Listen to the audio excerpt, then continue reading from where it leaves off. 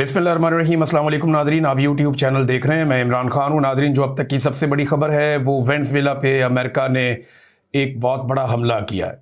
ज़रा ये आप मैप के ऊपर देख लें, ये अमेरिका के साथ ही वेनेज़ुएला है और ये तेल की दौलत से माला माल है। यहाँ पे अमेरिका का बड़ा लंबे अरसे से कन्फ्लिक्ट चल रहा था और अमेरिका की ये ख्वाहिश थी कि वेनेज़ुएला के अंदर रजीम चेंज किया जाए। तो बिलाखिर वेनेज़ुएला में रजीम चेंज हो गया है। अब तक की जो इतलात हैं उनके मुताबिक जो बेसिकली हुआ वो ये हुआ कि रात गए वहाँ वेनेज़ुएला में बहुत बमबारी हुई उनके दारुल हुकूमत के ऊपर। और वेनेज़ुएला का जो दारुल हुकूमत है वहाँ पे बमबारी के बाद बहुत बड़े बड़े धमाके सुने गए। काफ़ी जो है वो एक अफरा तफरी फैल गई, वहाँ की बिजली बंद हो गई। काराक्स नाम है वहाँ के दारुल हुकूमत का। 7 बड़े धमाके हुए और जेट की परवाज़ें सुनी गई, जो लड़ाका तैयारे हैं उनकी बड़ी नीची परवाज़ें वहाँ पे सुनी गई। काफ़ी खौफ व हरास फैल गया और उसके बाद बिजली मुअत्तल हो गई। और फिर जब मतला साफ हुआ तो पता चला कि एक ऑपरेशन के नतीजे में वेनेज़ुएला के सदर और उनकी एहलिया को अमेरिका ने गिरफ्तार कर लिया और अमेरिकन फोर्सेस जो वहाँ पे आई उन्होंने, अच्छा ये बड़ा अजीब वाक़या है, नॉर्मली ऐसा होता नहीं है। एक दूसरा मुल्क है, उसका मरकज़ी हिस्सा है और उसका दारुल हुकूमत है, उसके मरकज़ में जाके अमेरिकन स्पेशल फोर्सेस ने ना सिर्फ पहले धमाकों के साथ बड़ा खौफ व हरास फैलाया और बड़े तरीके से पूरे निज़ाम को कंट्रोल किया और उसके बाद उन्होंने सदर को और उनकी एहलिया को गिरफ्तार कर लिया। अब कुछ तस्वीर भी आ रही हैं जिसमें उनको मुंतकिल किया जा रहा है। तो इसको आप ज़हन में रखें, ये कोई आसान नहीं है, ऐसा होता नहीं है और तब तक तो बिल्कुल नहीं होता जब तक कि आपको अंदर से मदद हासिल ना हो। कम से कम आपके पास इतनी सपोर्ट होनी चाहिए उस मुल्क के अंदर कि आप ये ऑपरेशन कामयाबी से कर सकें। तो अगर अमेरिका ने किया है तो ये कोई इतना आसान नहीं था। अब देखना ये है कि वेनेज़ुएला की जो पब्लिक है वो इसके ऊपर कैसे रिस्पॉन्ड करती है। लेकिन वहाँ का जो वज़ीर दिफा है या वहाँ के जो दिफाई इदारे हैं वो कह रहे हैं जी पूरे मुल्क में हम अपनी फोर्सेस को फैला देंगे और वो कंट्रोल करने की कोशिश करेंगे चीज़ों को, हालात को। बहरहाल जो कराक्स के ऊपर अमरीकी हमले का आगाज़ हुआ, पाकिस्तान में दोपहर का वक्त था तो अमेरिका में लगभग रात का वक्त था, आधी रात का। उस वक्त वहाँ पे गूंजदार किस्म के धमाके हुए और हिरासत में ले लिया गया। जो सदर है इनका जो पूरा नाम है वो है निकोलस मादुरो।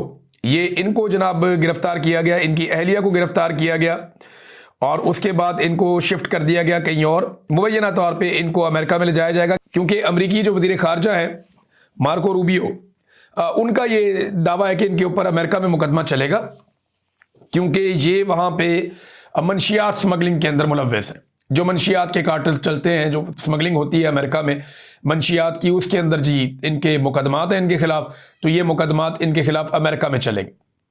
तो अब अगर मुकदमात हैं तो वो अब क्या साबित करेगा। वो तो गिरफ्तार हो गया और उसको उसके मुल्क से उठाकर अमेरिकन फोर्सेज ले गई हैं। जिस आदमी के बाद दुनिया में तेल के सबसे बड़े ज़खायर हैं वो मनशियात की स्मगलिंग में मुलव्वस है। ये तो आप ऐसे कहना जैसे आप यानी इनसे बहुत छोटे ज़खायर सऊदी अरब के पास है। तो सऊदी अरब के आप शाही फैमिली को मनशियात की स्मगलिंग में मुलव्वस कैसे कह सकते हैं। तो ये तो आदमी वो है जिसके बाद दुनिया के सबसे बड़े ज़खायर और मुल्क का कंट्रोल उसके पास, वो वहाँ का सदर था। लेकिन चलें, उसके ऊपर ये इल्ज़ामात हैं। अब अमेरिका इनको उठाकर ले गया, एक रजीम चेंज और हो गया और अमेरिका ने कर दिया, ताकत के बलबूते पर किया है।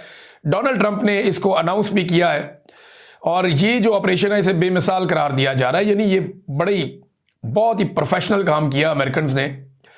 ये ऐसा नॉर्मली किसी मुल्क के साथ करना मुमकिन नहीं है। यानी ये तो पूरी दुनिया के लिए ख़तरे की घंटी बज गई है कि अमेरिका जब चाहे किसी इस तरह के या इस नौयत के किसी भी मुल्क के अंदर उसके हुक्मरानों को उठाकर अगर अमेरिका में या कहीं और लेकर जाना चाहे तो अमेरिका ये कर सकता है। अगर उसकी फोर्सेज लड़ने के काबिल ना हो या वो लड़ाई का जवाब ना दें या वो लड़े ना, तो फिर अमेरिका ये कर सकता है। लेकिन पब्लिक रिस्पॉन्ड करे, ये अब एक बड़ा सवाल है क्योंकि कुछ लोग ये कहते हैं कि जो वेनेज़ुएला का ये सदर था ये कोई इतना मकबूल नहीं था वहाँ की पब्लिक में, और जो दूसरी तरफ के लोग हैं या अपोजिशन के साथ लोग हैं वो बहुत बड़ी तादाद में है। और जो 2024 में इलेक्शन हुआ था वेनेज़ुएला में, उसके ऊपर भी उंगलियां उठाई जाती हैं कि वहाँ पे इलेक्शन साफ और शफाफ नहीं हुआ था, जिसके नतीजे में इसकी हुकूमत बनी थी। तो अमेरिका उसको इलेक्शन को भी नहीं मानता था। वैसे तो पाकिस्तान में भी इसी तरह हुआ, लेकिन वहाँ पे अमेरिका ने कभी तवज्जो नहीं दी। मैं ये नहीं कह रहा कि पाकिस्तान वेनेज़ुएला की तरह कोई कमज़ोर मुल्क है, या कोई आकर ऐसे हमारे हुक्मरानों को उठा के ले जा सकता है। लेकिन मैं ये कह रहा हूं कि अमेरिका का ये जो मेयार है ये दोहरा है, ये अलग अलग जगह पे अलग अलग है। वेनेजुएला में किसी और तरह देखते हैं, ईरान में किसी और तरह देखते हैं, पाकिस्तान में किसी और तरह देखते हैं, बाकी मुल्कों में किसी और तरह देखते हैं। तो अमेरिकन का अपना अपना देखने का तरीका है, वो अपने मुल्की मफाद के मुताबिक अपने फैसले करते हैं जो उन्हें सूट करता है। जो वेनेजुएला की मारिया कुरीना है, ये अपोजिशन लीडर है वहां की। देखिए, जब भी कुछ होता है ना, वो उसका स्टेप बाय स्टेप हर चीज हो रही होती है। मारिया कुरीना को 2025 में अमन का नोबेल इनाम दिया गया, जो डोनाल्ड ट्रंप लेना चाहते थे, लेकिन मारिया कुरीना को वो मिला। और मारिया कुरीना जो है वो वहां पे कैदोबंद की सऊबतें काट रही थी वेनेजुएला में। और मारिया कुरीना अमेरिका के साथ हर तरह का ताउन करने को तैयार है, हत्ता कि जब उन्हें मिला अमन का नोबेल इनाम तो उन्होंने उसे डोनाल्ड ट्रंप के नाम किया और डोनाल्ड ट्रंप ने उन्हें मुबारकबाद भी दी। तो यहां से ये पता चलता है कि अपोजिशन वहां की जो है वो डोनाल्ड ट्रंप के साथ है और जो हुकूमत है उसकी डोनाल्ड ट्रंप के साथ लड़ाई थी। ये जो सदर है जो पकड़ा गया है निकोलस, इसने पकड़े जाने से पहले अमेरिका को ऑफर किया था कि हम आपके साथ हर तरह की डील करने को तैयार है, लेकिन फिर अमेरिकन ने कहा नहीं, डील नहीं, अब हम सारा कुछ ही लेंगे। और वो ऐसा हुआ कि वहां के जो जखायर हैं, अब ऐसा लगता है कि बज़ाहिर उनके ऊपर अब अमेरिका का कंट्रोल होगा। देखिए, इसके बाद अमेरिका और कहां जा सकता है। ईरान में भी इस वक्त एक अवामी तहरीक चल रही है, वहां पे महंगाई की वजह से और जो उनकी प्राइस बहुत ज्यादा कम हो गई, उनके पैसे की वैल्यू बहुत कम हुई है ईरान के, यानी अब बहुत ज्यादा पैसे आप दें तो आपको $1 मिलता है। पाकिस्तानी करेंसी के मुकाबले में भी बिल्कुल तबाह बर्बाद हो गई ईरानी करेंसी, और ये आलमी पाबंदियों की वजह से हुआ। उन पे बहुत सारी आलमी पाबंदियां भी लगी हुई हैं, उनके ऊपर जो है वो शिकंजा कसा हुआ है आलमी सतह पे, वो तिजारत नहीं कर सकते। तो ये वजूहात हैं जिनकी वजह से उनकी जो करेंसी है वो बहुत डी वैल्यू हो गई, महंगाई बहुत बढ़ गई है। तो ईरान के अंदर लोग निकल आए, वो एहतजाज कर रहे हैं, तो अमेरिका उनको भी सपोर्ट करता है, जो ईरानी हुकूमत के खिलाफ लोग निकल रहे हैं। और अमेरिका मुंतज़िर है कि एक बड़ी अवामी तहरीक ईरान के अंदर किसी तरह चल जाए, क्योंकि वो हमेशा ईरानी रजीम के खिलाफ उठने वाली हर आवाज़ को अमेरिकन सपोर्ट करते हैं, और उनके हमायती जो बाकी लोग हैं वो हर उस आवाज़ को सपोर्ट करते हैं जो ईरान के मौजूदा रजीम के खिलाफ उठती है।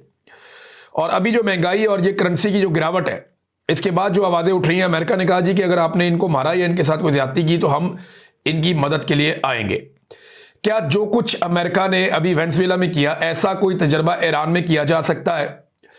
देखिए, हर जगह के हालात के मुताबिक फोर्सेस डिसाइड करती हैं कि यहां पे किस नौयत का ऑपरेशन करना है। तो ईरान इतना तरन वाला तो नहीं है कि बड़े आराम से कोई आएगा और निकल लेगा, लेकिन अमेरिका के पास हर चीज के लिए एक मखसूस मुद्दत का प्लान होता है। तो अभी इनकी नजर रहेगी ईरान के ऊपर, और मुझे जाती तौर पे ऐसा लगता है कि ईरान के बाद ये नजर तुर्की पे जरूर जाएगी, क्योंकि तुर्की में भी 2016 में एक coup की कोशिश नाकाम हो चुकी है और सरवाइव कर लिया था तैयब एर्दोगान ने, आज से 9 साल पहले। अब तो 10वां साल शुरू हो गया। तो तैयब एर्दोगान जो है वो कोई इतनी पसंदीदा शख्सियत नहीं है आलमी एस्टेब्लिशमेंट की नज़र में, और तैयब एर्दोगान जो है उनके खिलाफ बड़ी सख्त रिजेंटमेंट भी मौजूद है तुर्की के अंदर, जिसे इस वक्त दबा कर रखा हुआ है।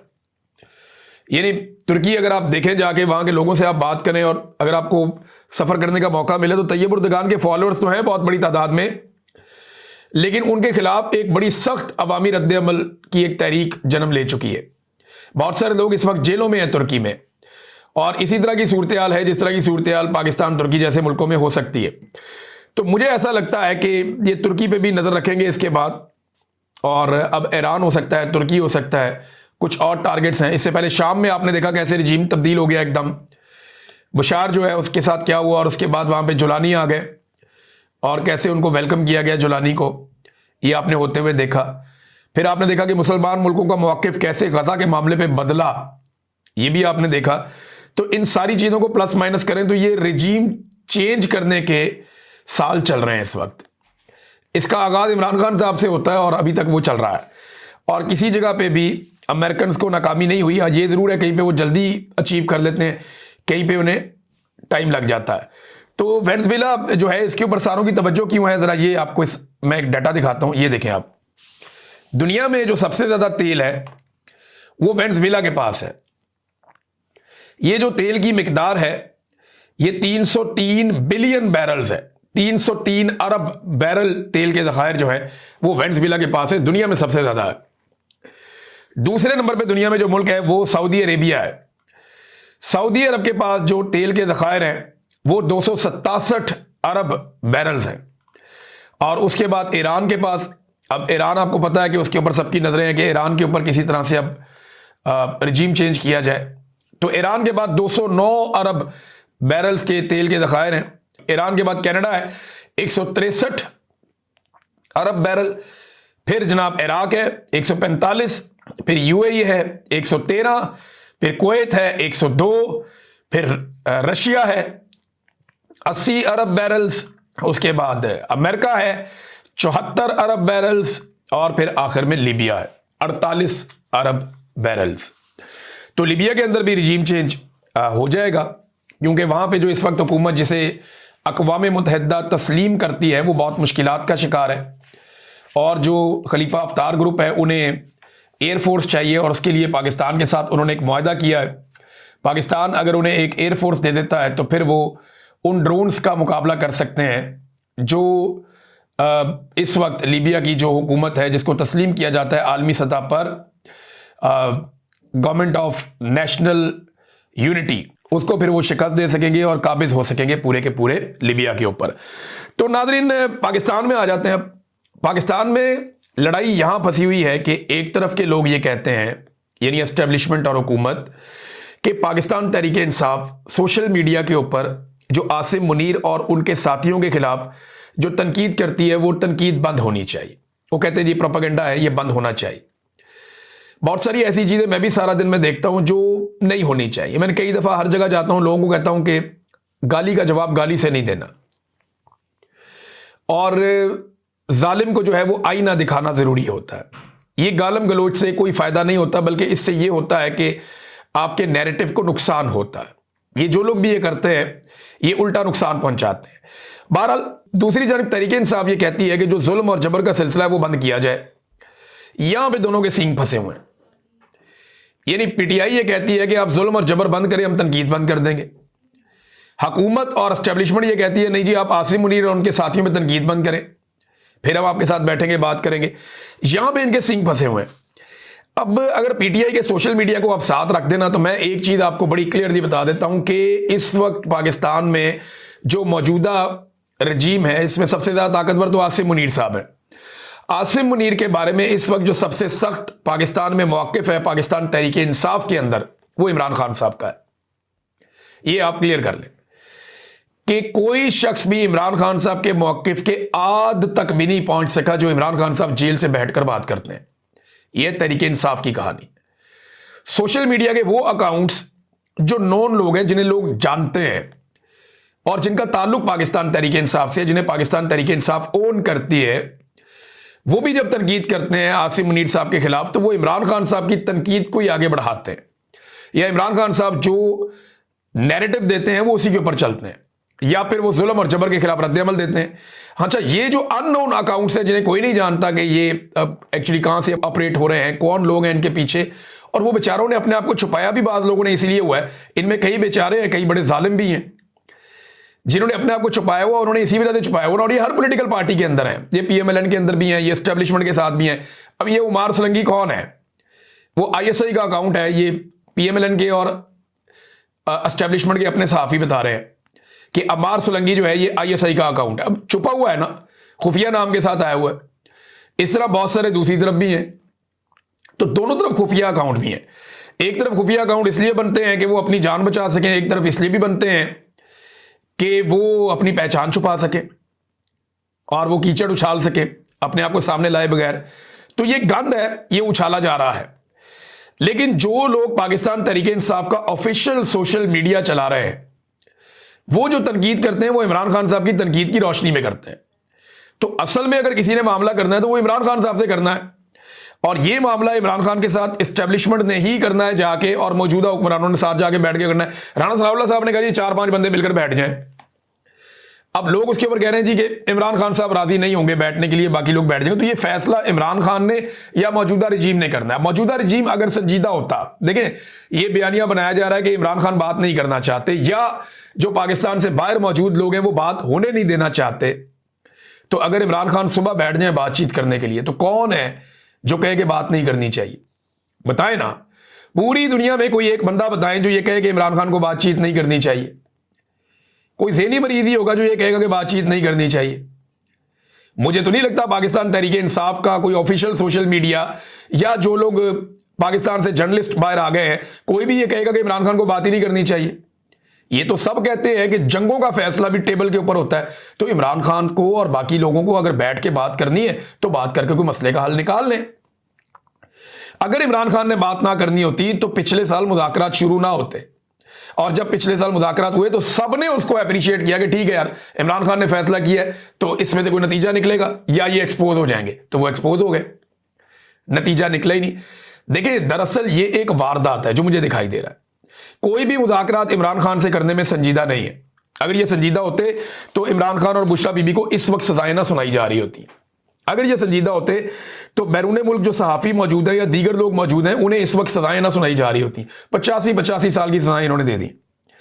फिर जो पकड़ दकड़ हो रही है लगातार, जो प्रोपेगेंडा लगातार करवाया जा रहा है, ये ना करवाया जा रहा होता, फैज़ हमीद वाले बयान के बाद अली अशफाक का लाइसेंस मुअत्तल हो जाता है। फिर आप देखें ना इमरान खान साहब की कैद तन्हाई, इसको आप गौर करें। अगर मुखलिस होते मुज़ाकरात में तो इस वक्त इमरान खान की कम से कम अचकज़ई साहब से, बैरिस्टर गौर साहब से, अल्लामा राजा नासिर अब्बास साहब से या ऐसे लोगों से मुलाकात करवा देते जिन लोगों के बारे में एस्टेब्लिशमेंट कम से कम ये समझती है कि मामला फहम लोग हैं, ये मामला आगे हल होने की तरफ जाएगा। लेकिन किसी की इस तरफ तवज्जो नहीं है, ना कोई ये करना चाहता है। मेरी दानिश में ये मेरा एनालिसिस है। ये सिर्फ कह रहे हैं कि मुज़ाकरात करना चाहते हैं और इमरान खान नहीं चाह रहा मुज़ाकरात करना, ऐसा नहीं है। अगर कोई भी इमरान खान साहब से बात करने जाएगा तो वो बात कर लेंगे, लेकिन बातचीत होगी किन शराइत में, यहां मामला फंस जाता है। इमरान खान कहते हैं कि ये हुकूमत जाली है, ये अवाम ने बनाई नहीं, ये जबरदस्ती लाकर बिठाए गए हैं लोग। आप नया इलेक्शन करवा लें या फिर आप मैंडेट जो है वो वापस करें, यानी कोई इंसाफ की बात कर लें ना, कोई डेमोक्रेसी की बात कर लें। ये लोग कहते हैं नहीं खान साहब चुप करके बैठ जाए, कोई किसी किस्म की आपने सियासत नहीं करनी, कोई लड़ाई आपने नहीं करनी, आपके लिए हम रास्ते आसान कर देंगे, हुकूमत को इसकी मुद्दत पूरी करने दें। दूसरी कहानी ये, अब यहां पे जो भी फैसला करना है वो इमरान खान ने करना है। बाहर बैठा हुआ कोई आदमी हो, एक्स वाई जेड कोई भी हो, किसी के पास ना ये इख्तियार है, ना कोई मेरे ख्याल में ये चाहेगा कि वो इमरान खान साहब को यहां से कोई रिमोट कंट्रोल से कंट्रोल कर ले। ये हो ही नहीं सकता।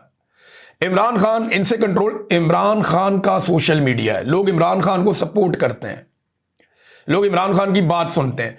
अगर वो ये कहे कि मैं आज मुज़ाकरात शुरू करता हूं और हम बैठे हैं पाकिस्तान के लिए, आओ बैठो कोई रास्ता निकालते हैं, तो सबकी इज्जत बच जाएगी। लेकिन ये लोग ये चाहते नहीं है, ये इनका प्लान नहीं है। ये सिर्फ दिखा रहे हैं कि हम मुज़ाकरात करना चाहते हैं, लेकिन मुज़ाकरात में संजीदगी किसी की नहीं है। अब सुहेल बड़ाई जैसे लोग जो हर दौर के डिक्टेटर के मदा सरा रहे हैं, हर दौर का डिक्टेटर, जिस दौर में जो भी डिक्टेटर आया है, जो फौजी चीफ आया, ये हमेशा उसके मदह सरा रहे हैं। आप उठाकर सुहेल वड़ाइच की सारी तहरीरें और सारी जिंदगी का आप रिकॉर्ड देख लें। पहले तो एक मजाहिया प्रोग्राम करते थे एक दिन जियो के साथ, वो बड़ा कॉमेडी किस्म का प्रोग्राम था, अजीबोगरीब किस्म का। उसके बाद जनाब ने ये कॉलम शॉलम भी इन्होंने किया। इनकी आप सारी जिंदगी की सहाफत उठा के देखें सुहेल वड़ाइच की, ये जर्नैलों के हक में ही रहे हमेशा, जब तक जर्नैल ताकत में रहा। ये ऐसे वारदाती हैं इस तरह के लोग, ये जब भी देखते हैं ना कि अब ये जर्नैल का बुरा वक्त आ गया या इस जर्नैल को अब गुड बाय करने का वक्त आ गया, तो ये कुछ थोड़ा बहुत उसके खिलाफ खड़े होकर इनकलाबी बन जाते हैं। ये आसिम मुनीर का बुरा वक्त आएगा ना तो ये इसके खिलाफ भी लिखना शुरू हो जाएंगे। ये जनरल बाजवा के खिलाफ आप लिख देते हैं, अक्सर बात कर देते हैं। जब तक वो इक्तदार और ताकत में था उसके बारे में इन्होंने कभी कुछ गलत नेगेटिव नहीं किया। ये वक्ती तौर पे इनकलाबी बनते हैं फॉर द टाइम बीइंग, और वो इसलिए बनते हैं कि अब इन्हें पता होता है कि ये वाला डिक्टेटर या ये वाला जर्नैल जाने वाला है, इसके खिलाफ थोड़ा बहुत बोल देते हैं। जिसके पास ताकत होती है उसकी ये मदह सराई करते हैं और हमेशा करते हैं, ये इनका तरीकाकार है। आजकल ये एक नया चूरन लेकर आए हैं जनाब कि कौमी हुकूमत की तश्कील। अब ये इसकी कहानियां सुना रहे हैं, कौमी हुकूमत बनेगी। कौमी हुकूमत का मतलब है पीटीआई, पीपल्स पार्टी, नून लीग, सारों को इकट्ठा करके हुकूमत बना दो। और वहां पे कह रहे आईनी तरमीम होंगी और उसको लंबा कर दिया जाएगा, उसके अंदर बहुत सारी इस्लाहात होंगी। जब कौमी हुकूमत की तश्कील होती है ना, तो ये वड़ाइद साहब जैसे लोग, क्योंकि इनके तजिए अक्सर गलत ही होते हैं, इन्होंने तजिया दिया, या तो इन्हें फौज को ही खबर दे देना अंदर से, या बता दे कि जनाब ये वाली खबर है और ये हम करने लगे हैं, तो वो खबर इनकी ठीक हो जाती है। अदरवाइज तजिए सारे इनके गलत ही होते हैं। ये तो इमरान खान को इलेक्शन बुरी तरह हरवा रहे थे 2024 के इंतखाबात में। ये तो कह रहे थे बचेगा कोई नहीं, ये हो जाएगा वो हो जाएगा, जमीन आसमान के कलाबे में लाए। इनकी आज तक कोई खबर इस तरह की दुरुस्त नहीं हुई जहां पे अवाम के हवाले से इन्होंने कोई दावा किया हो। तो अब जनाब ये कह रहे हैं कौमी हुकूमत। कौमी हुकूमत तब होती है जब सारी पॉलिटिकल पार्टीज फंस जाएं और किसी के पास भी मकबूलियत ना हो, तो मिलके वो कहते हैं चलो ये बनाओ एक कौमी हुकूमत, मुल्क को आगे बढ़ाते हैं, मुल्क फंस गया। वैसे मुल्क जितना फंस गया है ना, एस्टेब्लिशमेंट का ये सोचना कि कौमी हुकूमत बनाई जाए कोई गलत सोच नहीं होगी, क्योंकि वो भी फंस गए हैं। लेकिन इस वक्त मुल्क में एक इंतहाई मकबूल सियासी रहनुमा मौजूद है जिसका नाम इमरान खान है। उसका आपने क्या करना है भाई? उसके पास मुल्क में उसके बदतरीन मुखालिफिन कह रहे हैं कि 90% मकबूलियत है, और मैं कहता हूं 70-75% है, चलो ठीक है, लेकिन 2/3 मकबूलियत तो उसके पास है ना कम से कम। तो जब इतनी मकबूल पॉलिटिकल पार्टी होगी तो फिर कैसे हो सकता है कि एक कौमी हुकूमत बना दी जाए? हाँ, अगर बना दी जाए तो फिर आपको इलेक्शन में जाना पड़ेगा इस्लाहात करके, फिर इमरान खान आ जाएगा। नजम सेठी कहते हैं ये मुमकिन ही नहीं है कि जो बड़ी पॉलिटिकल पार्टीज है वो किसी ऐसे सेटअप पे मान जाए जिनके बाद फिर इमरान खान आ जाए, क्योंकि इमरान खान के पास जितनी मकबूलियत और जितना अवामी आदमी वो है, वो आ गया, वो आके फिर बैठ जाएगा। इनके लिए मुसीबत बन जाएगी जो कुछ इन्होंने इमरान खान के साथ कर दिया है। अब जो असल प्रॉब्लम है ना, उसकी तरफ तवज्जो कोई नहीं देता। पाकिस्तान का जो तजारती खसारा है वो लगातार बढ़ता चला जा रहा है। 19 अरब डॉलर का तजारती खसारा हो गया हमारा भी रवा माली साल के अंदर, अभी आधा साल हुआ है। हमारा लगातार तजारती खसारा बढ़ता चला जा रहा है। हम जो चीजें पूरी दुनिया को भेजते थे अब नहीं भेज रहे, सयाह भी नहीं आ रहे, बाहर से पैसा भी नहीं आ रहा। ये थोड़ा सा डाटा है, मुजम्मल असलम साहब ने शेयर किया, बड़ा इंटरेस्टिंग है। मैं आपके सामने ये डाटा रखता हूं, जरा डाटा देखें आप। नंबर 1, पाकिस्तान में सरमायाकारी के हवाले से जो बराह रास्त गैर मुल्की सरमायाकारी पाकिस्तान में है, ये 0.5% है। 0.1% से भी कम, आधा फीसद। सरमायाकारी 50 साल की कम तरीन सतह पे है इस वक्त। निजी शोबे ने जो सरमायाकारी पाकिस्तान में की है वो सिंगल डिजिट में गिरकर जीडीपी का सिर्फ 9% रह गया। हालांकि इस मुल्क में पाकिस्तानी पैसा लगाते थे, पैसा कमाते थे, अब नहीं है। कुल सरमायाकारी बमुकाबला जीडीपी शरह सिर्फ 13.1% है। इंडिया कहां से कहां निकल गया। फिर बेरोजगारी देखें आप, बेरोजगारी की जो शरह है वो 7.1% से हो रही है। बेरोजगारी 21 साल की बुलंद तरीन सतह पर पहुंच गई। नौजवानों में 29% बेरोजगार है इस वक्त, ये तारीख की बुलंद तरीन शरह है। बेरोजगार अफराद 1.80 करोड़ हो चुके हैं। गुर्बत में आप देख लें डाटा, 10.70 करोड़ अफराद खते गुर्बत से नीचे हैं। 45% पाकिस्तानी गुर्बत की सतह से नीचे जिंदगी गुजारने पर मजबूर है, यानी हर 2 में से 1 पाकिस्तानी गरीब है, गुर्बत की लकीर से नीचे है। 2 वक्त का खाना भी उसको सही तरह अवेलेबल नहीं है। रोजाना की जो आमदन है वो 1200 रुपए और माहाना आमदन 36,000 रुपए से कम है। ये आपने एक बैरियर लगाया हुआ, 36,000 कम से कम आपको पैसा मिलना चाहिए, वो भी नहीं मिल रहा पाकिस्तानियों को, वो गुर्बत की लकीर से नीचे जा रहे हैं। और अगर आप कुव्वत खरीद देखें कि एक आम आदमी की जो खरीदने की कुव्वत है उसमें कितनी कमी हुई है, तो मौजूदा रजीम के अंदर मार्च 2022 में 50,000 की जो वैल्यू थी वो अब 20,833 है। यानी दिसंबर 2025 का डाटा मैं आपके साथ शेयर कर रहा हूं, मार्च 2022 के डाटा के साथ। यानी जिन पैसों से आप आज 50,000 में सामान लेते हैं, उतना सामान आप उस वक्त जो है वो 20,833 रुपए में ले लेते थे। 58% पाकिस्तानियों की कुव्वत खरीद में कमी हो गई।